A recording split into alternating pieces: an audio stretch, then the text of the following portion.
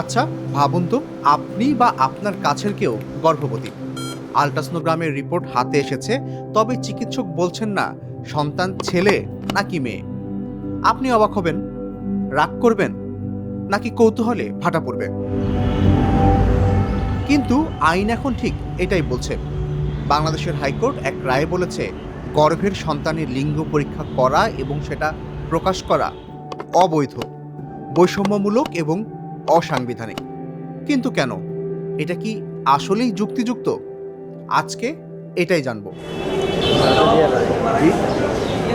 2020 সাল সুপ্রিম কোর্টের আইনজীবী ইশরাত হাসান আদালতে একটি রিট করলেন। দাবি মাত্র একটা, গর্ভের শিশুর লিঙ্গ প্রকাশ বন্ধ করুন। কারণ বাংলাদেশ ও দক্ষিণ এশিয়ার অনেক দেশে লিঙ্গ জানার পর একটা ভয়াবহ ঘটনা ঘটে। মেয়ে হলে গর্ভপাত, কন্যাভ্রূণ হত্যা। এটা কি অতিরঞ্জন? না। ভারত, চীন, ভিয়েতনামের মতো দেশগুলোতে এই ঘটনা এতটাই মারাত্মক হয়েছিল যে তারা আইন করে লিঙ্গ পরীক্ষা নিষিদ্ধ করতে বাধ্য হয়েছে। তাহলে বাংলাদেশও কি একই পথে হাঁটছে? ইশরাত হাসানের সেই রিটের 4 বছর পর 2024 সালের ফেব্রুয়ারিতে হাইকোর্ট সংক্ষিপ্ত রায় দেয় রিটকারীর পক্ষে। গর্ভের সন্তান ছেলে নাকি মেয়ে তা পরীক্ষার মাধ্যমে নির্ধারণ ও তা প্রকাশ করাকে অবৈধ, বৈষম্যমূলক এবং অসাংবিধানিক ঘোষণা করে দেওয়া হাইকোর্টের পূর্ণাঙ্গ রায় সম্প্রতি প্রকাশিত হয়েছে। হাইকোর্ট বলছে 3টা বড় কথা। 1, এটা সংবিধান বিরোধী। আমাদের সংবিধান বলে জীবনের অধিকার মানে শুধু বেঁচে থাকা না, মর্যাদা নিয়ে বাঁচা।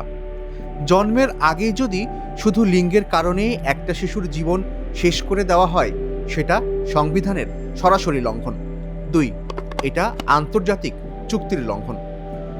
বাংলাদেশ জাতিসংঘের শিশু অধিকার ও নারীর প্রতি বৈষম্য দূর করার 2টি ভিন্ন ভিন্ন সনদে সই করেছে। ফলে নারী ও কন্যা শিশুর প্রতি বৈষম্য দূর করা রাষ্ট্রের আন্তর্জাতিক বাধ্যবাধকতা।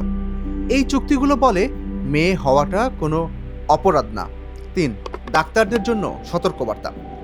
চিকিৎসাগত কারণ ছাড়া শুধু লিঙ্গ পরিচয় জানানো এখন পেশাগত অসদাচরণ।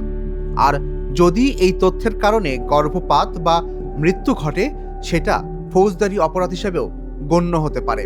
সহজ ভাষায়, ডাক্তার রুটিনভাবে ছেলে বা মেয়ে বলে দিতে পারবেন না। এখন অনেকেই মনে মনে বলছেন, কোনো পরিবারে নবজাতকের আগমনের খবর শুধু বাবা মাই না, বরং পুরো পরিবারের জন্যই আনন্দের। পাশাপাশি সন্তান ছেলে নাকি মেয়ে তা নিয়েও কৌতূহল সবার। কারণ নাম নির্ধারণ, পোশাক কেনার মতো নানা বিষয়গুলো তো জড়িত। আর সবাই তো আসলে ভ্রূণ হত্যা করে না। এই অনুভূতিটা পুরোপুরি স্বাভাবিক এবং আদালতও সেটা বোঝে। কিন্তু সমস্যা হলো, একই আল্ট্রাসোনোগ্রাম মেশিন, একই রিপোর্ট। কারো কাছে এটা আনন্দের খবর, কারো কাছে মৃত্যুর আদেশ। আর যতক্ষণ পর্যন্ত আমাদের সমাজে মেয়ে মানেই বোঝা এই মানসিকতার না বদলায়, ততক্ষণ এই তথ্যটা শুধু উৎসবের কাজে লাগে না। তাই আদালত বলছে, সিস্টেমটাকেই বন্ধ করো। এখন প্রশ্ন হলো, রায় হয়েছে, কিন্তু বাস্তবে কি বদলাবে? আদালত বলেছে 6 মাসের মধ্যে স্বাস্থ্য অধিদপ্তরকে একটা কেন্দ্রীয় ডাটাবেস তৈরি করতে হবে। দেশের সব হাসপাতাল, ক্লিনিক, ডায়াগনস্টিক সেন্টারের আল্ট্রাসোনোগ্রাম রিপোর্টের তথ্য সেখানে থাকবে। মানে কে রিপোর্ট করলেন, কোথায়, কখন, সব ট্র্যাক হবে। এমনকি এই রায়কে কন্টিনিউয়াস ম্যান্ডামাস ঘোষণা করা হয়েছে। মানে আদালত নিজেই এটার বাস্তবায়ন নজরদারি করবে। এবার কি হয় সেটাই এখন দেখার বিষয়। চলুন আবার সে প্রথম প্রশ্নে ফিরে আসি। চিকিৎসক যদি বলেন অনাগত সন্তান ছেলে না মেয়ে বলবো না, এটা কি আপনার অধিকার কেড়ে নেওয়া, নাকি এটা অন্য কারো অধিকার রক্ষা? এই প্রশ্নের উত্তর সহজ না।